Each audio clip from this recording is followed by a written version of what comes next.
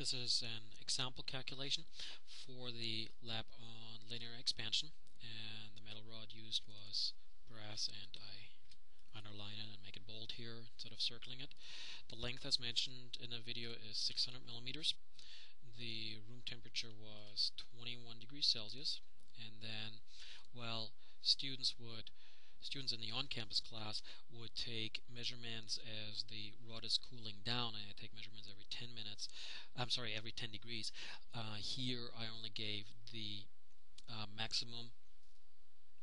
In the video, I only gave the maximum expansion and then the one at room temperature, and those two from the video are 99 degrees Celsius and 9.64 millimeters, and then 21 degrees Celsius and 8.61 millimeters.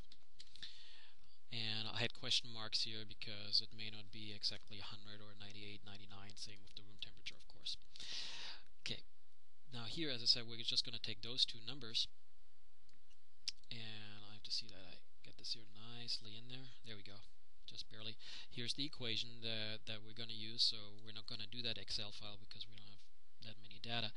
So delta L is by how much it expanded. Well, that's the difference between those two, so 1.03 millimeters over a temperature range of, well, 78 degrees Celsius, and for an original length of 600 millimeters. And with that, we determine what the thermolinear expansion coefficient alpha is, and compare that then to a theoretical or accepted value. So I'm going to do the calculations on the calculator, this example calculation, to figure out what alpha is. So we're going to have 1.03 divided by 600 divided by 78. So 1.03 millimeters divided by 600 divided by 78 degrees Celsius degrees, and I come up with 2.2, 10 to the negative fifth.